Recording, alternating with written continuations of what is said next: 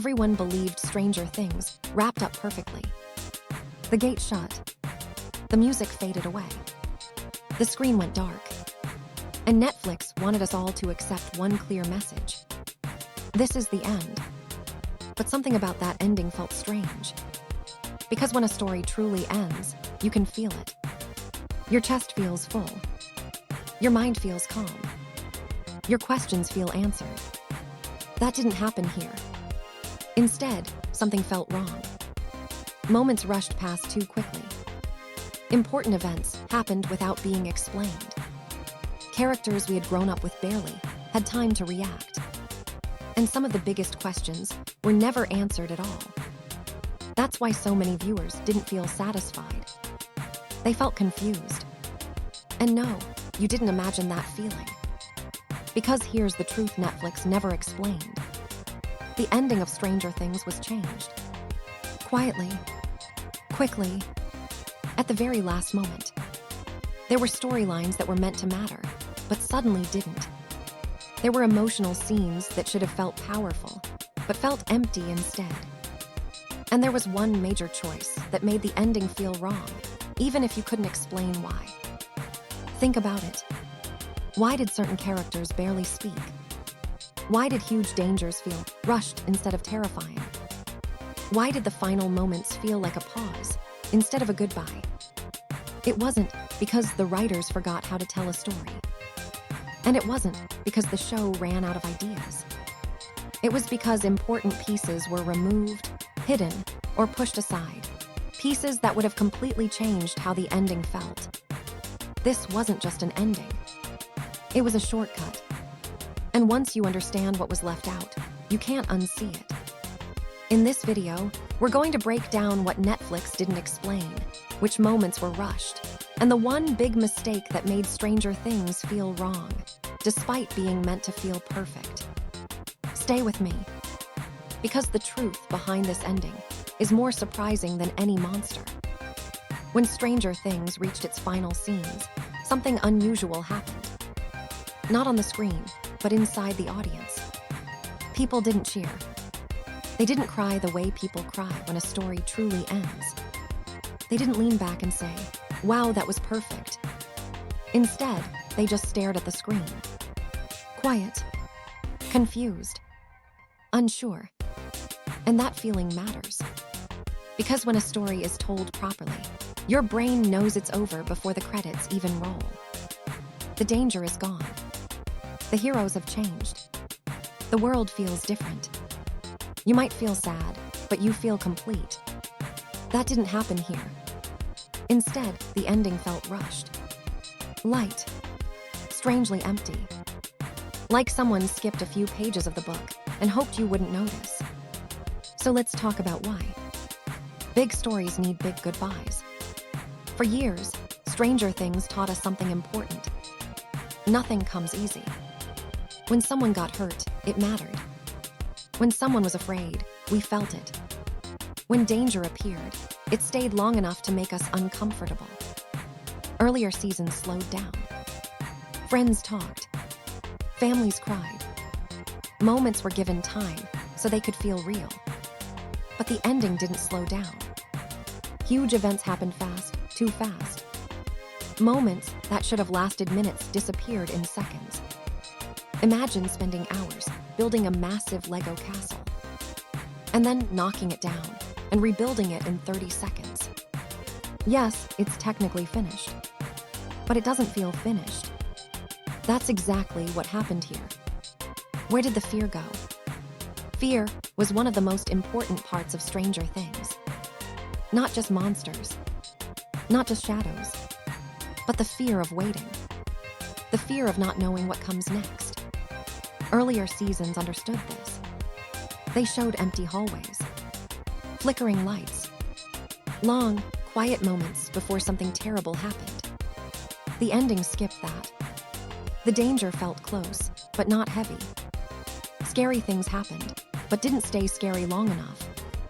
It felt like the show was racing to finish instead of letting fear grow. And fear matters, because fear makes victories feel earned. The characters did get enough time. Now let's talk about the characters. These weren't just people on a screen. They were kids we watched grow up. Friends who saved each other again and again. A real ending gives characters time to reflect, to talk about what they lost, to talk about what they survived, to show us how they've changed. But in the ending, many characters barely spoke. Some stood quietly in the background. Some reacted once and then moved on. They didn't feel unimportant. They felt unheard. The ending chose speed over emotion. The world didn't feel changed enough. There's a rule in storytelling. If something big happens, the world should look different afterward. Earlier seasons understood this. After Danger, Hawkins felt quieter, empty, different. But the ending tried to tell us everything is over, while showing a world that looked almost the same. Your eyes saw one thing. The story told you another. And when those don't match, your brain feels uneasy, even if you can't explain why. Why it felt like a pause, not a finish. The final moments didn't feel like a door closing. They felt like a door left slightly open. Not for mystery, not for imagination, but because something was missing. Great endings prove they're finished.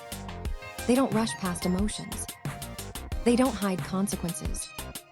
They don't skip important moments off screen.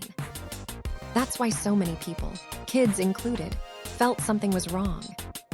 They couldn't explain it. They just knew it didn't feel right. And this is only the beginning. Because that feeling wasn't accidental. It wasn't because you expected too much. It was because important moments were shortened, softened, or removed. And next, we need to talk about why. Too many big ideas, not enough time. By the final season, Stranger Things was carrying enormous weight. Monsters, powers, friendships, secrets, the fate of the entire town, and possibly the world. Earlier seasons handled this by focusing on one big threat at a time. The ending tried to finish everything at once. And when you rush too much, something breaks. This time, it was the story. Questions that never got answers. A good ending answers the questions it spent years asking. But Stranger Things left too many questions hanging. How did the upside down truly begin? Why were certain characters connected to it more than others? What rules actually controlled the powers? The show hinted, but didn't explain. It moved on too quickly. For kids, that creates confusion. For adults, frustration. For everyone else, a quiet sense that something important was skipped. Characters who lost their purpose. Earlier seasons gave every character a role. One was the thinker. One was the brave one. One was the heart. In the ending, some characters were just there. They didn't change the outcome. They didn't make big decisions. Not because they were weak, but because the story didn't give them time. Emotions that did get room to breathe. Stranger Things used to pause. Sad moments lingered. Scary moments stayed quiet. Happy moments felt earned. The ending rushed past emotions. Big events happened, then the story moved on immediately. Your heart didn't have time to catch up. The villain felt smaller than ever. A great villain needs time.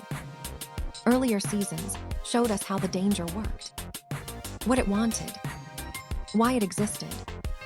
Near the end, the villain felt like a checklist item. Show up, threaten everything, lose. When a villain falls too quickly, the victory feels light. And light victories don't feel like endings. Why it all felt like a shortcut. The ending wasn't bad. It was compressed. Moments that needed space didn't get it. Explanations were rushed. Closure was trimmed. The story still functioned, but it didn't land. The silence after the credits. After it ended, something unusual happened. People didn't celebrate loudly. They didn't argue passionately. They just said, something felt missing. And that's the biggest clue of all. What we didn't see. Stories change behind the scenes first. Big shows are planned years ahead. But real-world limits interfere. Time, money, schedules. And when those limits hit, stories get trimmed. Cutting a story is like removing puzzle pieces. You still see the picture, but parts no longer connect. Why the ending chose comfort. Everything leads to one decision. The ending chose comfort over consequence. Big danger, small aftermath. Huge events, quick recovery. Pain softened. The world felt too normal too quickly. That choice made everything feel lighter. Even kids felt it. They knew something big should have mattered more. The difference between hope and avoidance. Hope says, it was hard, but we survived. Avoidance says, let's not look too closely. The ending leaned toward avoidance. And that's why it felt quiet in the wrong way. The truth Netflix didn't say. Netflix wanted people to leave feeling okay. Not broken. Not upset. Not questioning too much. But Stranger Things became special because it didn't play it safe. It scared us. It hurt us. It took risks. The ending didn't. Final thought. You weren't asking for perfection. You were asking for honesty. And when a story avoids honesty at the very end, it doesn't feel like goodbye. It feels like silence. That's why the ending felt wrong. Not because it ended, but because it didn't end truthfully.